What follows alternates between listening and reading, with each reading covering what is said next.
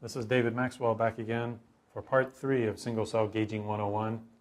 Previously we talked about battery basics, and then we talked about the classic gauging methods for lithium-ion batteries, namely voltage methods and Coulomb counting methods.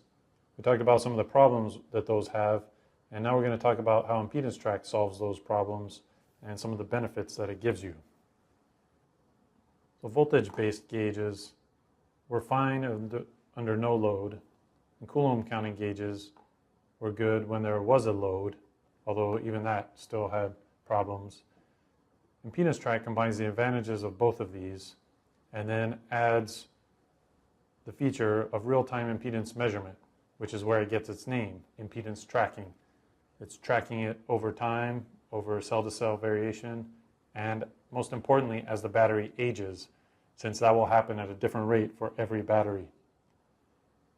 The impedance track algorithm is basically a predictive algorithm that will calculate the remaining runtime under any load that you want, and it's going to combine the open circuit voltage measurements with the impedance information as well as the Coulomb counting to predict how much capacity you have left under any temperature, under any load, and will be able to maintain its accuracy even as the battery ages.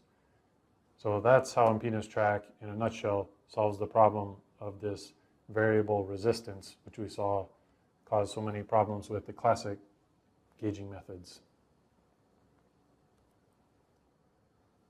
Let's quickly look at the open circuit voltage profile of several different manufacturers' batteries, standard lithium cobalt dioxide chemistry with a 4.2 max charging voltage. If you overlay them, you can see they're usually pretty similar. There may be some variation, and there's a lot of new recipes and new tweaks on these. But this profile is what is stored inside the Impedance Track gauge and can be changed depending on your battery so that you can use the open circuit voltage in the appropriate times to predict the state of charge under any given temperature. Note also that the open circuit voltage is a function of temperature as well. When it gets colder, the voltage, the potential inside the cell will increase, so the voltage will be a little bit higher at low temperatures, and at high temperatures the voltage will be a little bit lower. So you not only need one static table of voltage at a particular temperature, you need to know how that changes at other temperatures as well. So as long as your cell matches a particular profile, you're going to have very small voltage deviation, and your average error can be pretty small. And you can use that same chem ID for a number of different batteries, or you might need to change to use a different chem ID if you're in a different family of voltage curves, depending on your gauge. When we discussed voltage-based gauging, we talked about the challenge of the transient response of the battery, how when you remove a load, the voltage doesn't immediately bounce back to the steady state. It takes some time for the chemistry to get back into a relaxed condition. And that's the time when you need to measure. So the Impedance Track algorithm handles that very well, and it knows how long it needs to wait, when to take the measurement, and when it's stabilized. This also gives you the benefit of the voltage-based method, that self-discharge estimation is eliminated. You're not estimating, which is inherently going to have some error. You can directly measure the voltage and know the SOC as it decreases over time when your battery is sitting on the shelf. Now here's the key point about Impedance Track. It's how the impedance is measured. So we mentioned inside the gauge we have a fixed table that's the OCV depending on state of charge and temperature. And then the IT algorithm is doing the real-time measurements of the voltage when it's under load, and it's doing Coulomb counting to track the state of charge. So we saw this equation before. The voltage is going to be your OCV minus your IR drop. So the gauge can measure the loaded voltage, which is here on the left side of the equation, and it's measuring the current and doing Coulomb counting And so it's tracking its way down this curve. So at any given time, it can do the reverse lookup to calculate what the OCV would be. So that means, let's say we started at a full battery. There was no current. It was 4.2 volts. We know we're starting at 100% charge. Well, then we start discharging, and then the voltage is decreasing, and we're counting the coulombs. So we're tracking our way along here, and we know we've counted 25% of the battery capacity, for example. So we know we're at this point right here. We can back calculate what the OCV would be at this point and use that in our equation. And if we solve this equation for resistance of the battery, we know OCV by using our table. We know the voltage of the battery under load because we're measuring it right now. And we know the current at this very moment. That means we can calculate the resistance of the battery using Ohm's law. So we know the resistance at this particular point in time, and we can continually measure it as we're discharging, and we can store it in our table that is a function of state of charge, and we also know how it varies with temperature as well. Another thing that Impedance Track gives you is that you don't have to learn the battery capacity by doing a full discharge and a full charge. For this example, we'll talk about how batteries used to be calibrated before they were shipped, when they had a fuel gauge inside the battery. Normally you'd have to fully discharge it to empty and then charge it back up to full so that the gauge could learn what is a full battery capacity. And then all batteries, all lithium-ion batteries, are shipped at about 50% capacity for safety and for durability. It reduces the aging if you store it at 50%. So that's obviously a very long procedure to do in production, and so most battery makers like to skip that if they have a fuel gauge inside. But even in the case where this is in use by your end user, you don't want them to have to go fully to empty periodically to let the gauge learn the capacity as it fades over time. So let's look at how Impedance Track can overcome this problem. Qmax, we described in the previous sections, is the full battery chemical capacity, and everything is relative to that. So how can you learn as it fades over time without having to go from full to empty or empty to full? Impedance Track, because it has these highly accurate voltage measurements periodically, can use these as reference points and then integrate the current that passed in between. So let's use the example where the system was discharged to some point, it was turned off, the battery voltage relaxed, and the gauge measured the voltage, and now it knows a very accurate state of charge, and we'll call it SOC1 in this equation down here. Then it's charged for, let's say, 50% capacity, roughly, and then it's turned off again, and it gets another voltage measurement, and we'll use that to calculate SOC2. So if we've gone from, say, 25% to 75%, now we have a 50% delta change, and we integrated the current that it took to get between those 2 points. Therefore, we know that, let's say if it were 500 milliamps past charge to get from 25% to 75%, we know that the total capacity should be 1,000 milliamp hours. We're just scaling what we saw pass to estimate what the complete total capacity of the battery would be. In this example, we showed the charging direction, but it works just as well in the discharging direction. If you had a relaxed voltage measurement, discharge, integrate the current, and then get another relaxed voltage measurement, then you can estimate the Qmax in the same method. This is a simplified view of what the Impedance Track algorithm is doing, and it doesn't have to meet these exact conditions. You can have intermittent discharges and charging, because this particular case may not always be met in the field, but it gives you the idea of how Qmax can be learned without having to do a full discharge. Let's look at how Impedance Track combines the voltage correlation method and the current integration method in a typical system. On the voltage axis, this is obviously not a single cell battery. This is several cells in series, but the same principles apply here. So the pink curve is the battery voltage, and the blue curve is your current. And so you can see that it's charging here, and the pink voltage is increasing, even as the current here on the left axis is decreasing and tapering until it shuts off and then relaxes for some time. During that relaxation, the gauge will take the opportunity to get an OCV measurement and update the DOD. Then the discharge begins in this blue section, and during the discharge, the gauge is Coulomb counting to know what DOD or SOC it's at, and then periodically it's calculating what is the resistance at each point and updating its table that it's stored in non-volatile memory.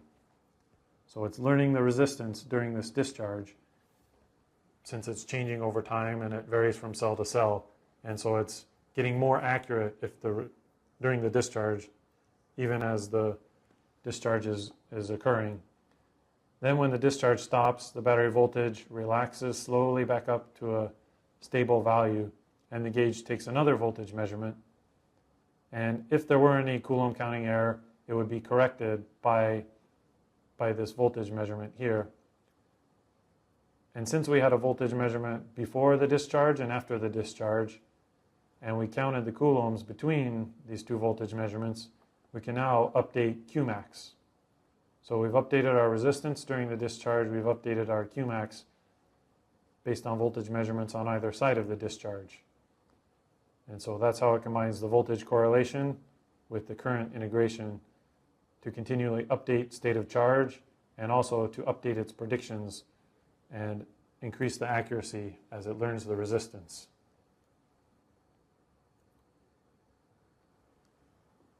So on the impedance track fuel gauge slide, we're only showing advantages, unlike the previous methods, which had disadvantages and advantages. We have the advantages of both voltage-based and Coulomb counting methods.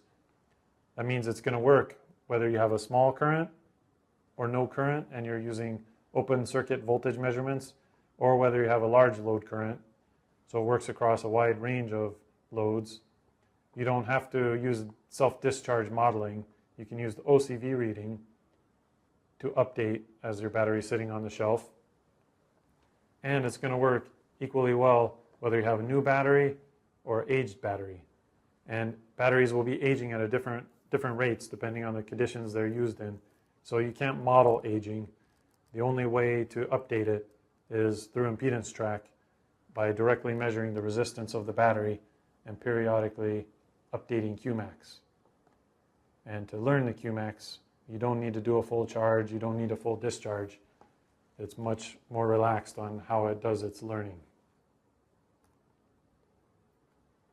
So if you have an impedance track fuel gauge, these are some of the benefits you're going to get. You're going to get remaining runtime, which the other methods wouldn't give you, because it's going to do a predictive algorithm.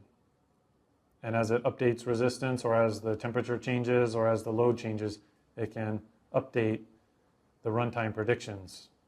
It's going to give you the ability to do smarter power management in your system, because you can trust what the fuel gauge is saying.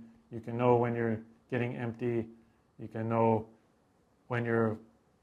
what state you're at any given time, and your system can make better decisions. And as we mentioned before, it's going to give you longer runtime, not by giving more energy and not by making your system more efficient, but letting you do smarter power management, letting you trust the accuracy so you can have a lower guard band for your shutdown voltage, and also to give you a variable shutdown voltage depending on the temperature, discharge rate, and the age, all based on its impedance measurements used in the predictions. And the goal ultimately is to give you an orderly shutdown. You don't want your user to have a sudden shutdown of the system and a nasty surprise. You don't like that when it happens on your PC, and you don't want that to happen on your cell phone or any electronic portable product that you're using. So early warning is important to have an orderly shutdown, but at the same time you don't want to guard band too much and shut down too early, and then you're wasting runtime. So let's look at an example of how this accurate gauging can give you more runtime. A lot of systems might just use a fixed voltage as their shutdown point. Whether they're using a gauge or not, they may select a very high shutdown voltage unnecessarily because they don't trust their gauge or because they want to compensate for aged batteries or cold batteries. And a lot of systems need some extra shutdown capacity that we'll call reserve capacity or reserve energy so that it can shut down in an orderly fashion, kind of like your notebook PC telling you it's time to shut down, save some data to the disk or to the flash, and then shutting down so you don't lose your work. And a lot of these systems the system designers would select 3.5 volts or 3.6 volts so that they can cover the worst case and make sure they always have an orderly shutdown. So that's what we'll use for our example here. And then the gauge will be computing remaining capacity and alter the shutdown voltage until there's exactly the reserve capacity left under any particular condition. So we're going to compare using this fixed voltage to using what the gauge predicts as a variable shutdown voltage. And we'll say this system only needs 10 milliamp hours in order to do an orderly shutdown. And in the next slides, we'll show you different temperatures and different ages of batteries and compare the two methods. So on the first slide, let's have a new battery, and we'll be showing a variable load. So you can see the battery voltage here. There's no load, then there's a light load, then a heavy load. Then it relaxes with no load, then a light load and a heavy load. And it repeats this, light load, heavy load, no load, until you reach time to shut down your system. So if we're at room temperature with a new battery, and you just have a fixed 3.5 volts as your shutdown point, you might shut down right here, and you're going to run for 2 hours. But if you trust your gauge is going to give you enough warning time to shut down, and you know your system can actually shut down at 3 volts, that's where it's going to crash, and you want 10 milliamp hours warning so that you can do that shutdown, the impedance track gauge is going to give you a warning at about 3.3 volts, which means you're going to get 168 minutes of runtime. So by lowering the terminate voltage for a new battery at room temperature, you got a 40% increase in runtime using the same battery, the same system. This is just because you can trust the gauge to give you an early warning before your actual final shutdown point. Let's make it a little trickier and say this is an old battery with a higher internal impedance. That means when you have a load, the voltage is going to drop much more. So during these heavy loads, you're probably going to hit your 3.5 volts much earlier. Remember, for a new battery, it was going until 120 minutes. Now we're only going 90 minutes. But if you're still using the impedance track gauge, you know it's going to warn you 10 milliamp hours before you hit 3 volts. You're still going to get 142 minutes runtime. It's not a very significant decrease from the new battery. So you didn't have to guard band by using this artificially high voltage. So now we have 58% increase by using the impedance track gauge instead of just using a gauge with a fixed shutdown voltage. Next variable will be temperature. This is even more dramatic than an old battery. So we're going back to a new battery, but a cold temperature, 0 degrees. Still want the gauge to tell us 10 milliamps before we hit 3 volts. And here, we almost got 120 minutes of runtime with this cold battery. But you can see it's much worse to be cold than to be old if you're a battery. And so if you're shutting down at 3.5 volts, you're only going to get 53 minutes of runtime. And you might have been surprised as well when you suddenly hit that, if this was your load profile. So a very dramatic difference if you allow your gauge to give you early warning at a much lower terminate voltage. So let's combine these two and go to the extreme case. we have an old battery at 0 degrees Celsius using the same load profile. The old battery has a higher internal impedance. The cold battery has a higher internal impedance. You combine those, you can see even on the first heavy discharge, you're going to go under your 3.5 volt terminate voltage and get 21 minutes of runtime compared to when it was new and room temperature, and this method gave you 120 minutes of runtime. Using an impedance track, going all the way down to 3 volts with a 10 milliamp hour early warning time, it's going to give you a warning at 3.061 volts. You know you still have 10 milliamp hours in order to complete your shutdown tasks. So your total runtime is 82 minutes. It's not as good as a new or a room temperature battery, but it's not bad. It's much closer to what a new room temp battery was, and it's definitely almost 3x what you would get if you just had a fixed shutdown voltage with this load profile. So that's what we mean when we say impedance track and accurate fuel gauging can give you a longer runtime for your system with the same battery. And we'll review some of the advantages here before we wrap up this part. Has the dynamic learning ability. It's the only algorithm available that can learn as your battery ages. It also is the only predictive algorithm that can take into account the cell impedance when your temperature changes, and has other additional features which we're not covering in this, such as thermal modeling to predict the self-heating of the battery. It has transient modeling to predict the transient voltage response of the battery. And you might have also been thinking, well, I still need, in the previous example, some guard banding because I have a very spiky load. We showed a very steady load. We had a light load that was very steady, then a heavy load that was very steady. But even if your load has very spiky current and voltage periods, the gauge is going to learn those spikes and also give you an early warning so that those spikes aren't suddenly going to shut your system down by going below your terminate voltage. So again, you can still trust the gauge even if you have a very spiky load profile on your system. Aging battery is no problem for impedance track.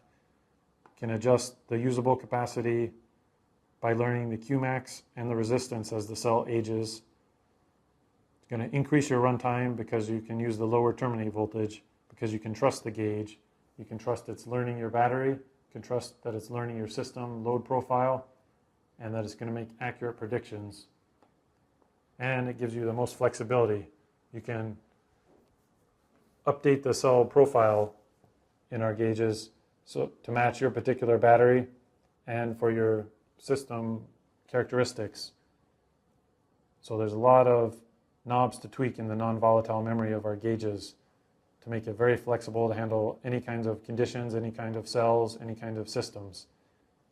And it saves your host from needing to try to do all this complicated calculations or gauging algorithms that are inherently going to be inaccurate, but also take processing time and power and mean your application processor is going to need to be running to do all these algorithms. You can let the low power fuel gauge handle all this and give a warning to the application processor in the system when necessary.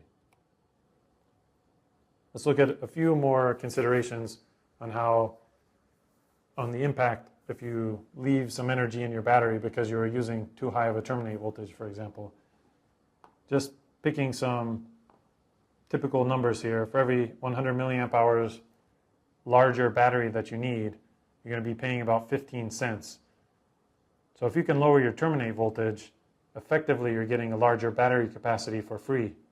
So if you can lower your terminate voltage by 500 millivolts from 3.5 volts to 3 volts, you're going to get about a 5% increase in battery capacity. That's going to save you 10 cents if you're buying a 1500 milliamp hour battery instead of needing to buy a larger battery. And for an aged battery, the savings are even more. If you're trying to cover the worst case of an aged battery and you want to buy a larger battery than you really need to handle your high terminate voltage, you might need to spend an extra $1 to get that large enough battery. So this is going to save you money on your new system. It's going to extend the end user runtime without requiring a larger, bulkier, and more expensive battery. There's also costs if you have an inaccurate gauge in other ways, not just in your battery capacity. But if your user profile is something like this and is cycling about once a day, after 90 days, you might imagine in 3 months the battery impedance has almost doubled and they have an aged battery. If you're not using an impedance track based gauge that is tracking the battery impedance, this means the gauge is becoming less and less accurate every day. So the user is going to get a shorter runtime, obviously, and if the gauge is still making predictions based on things, the assumption that it's a new battery, then you're going to have a system crash as the battery runs out of juice. So if your system has a warranty of 1 or 2 years, and the user was using it in this case, and they're getting system crashes, they may return the entire unit because of the faulty gauging results. And obviously warranty returns are going to cost money to the company. So impedance track gauging is going to extend your runtime, but maintain the accuracy even as the battery ages to prevent the warranty returns and keep the users happy. This is the end of our single cell fuel gauging 101. So we'll just summarize that accurate gauges for your system are just as important as increasing the efficiency of your system, or as important as having a larger battery. And in future videos, we'll talk about some of the different gauges that are available from TI and some of the different trade-offs. We talked about pack side versus system side, and there's a bunch of other features and other variables that we'll talk about in future videos. So thanks for sitting through Single Cell Fuel Gauging 101, and we hope you'll come back for some more videos soon.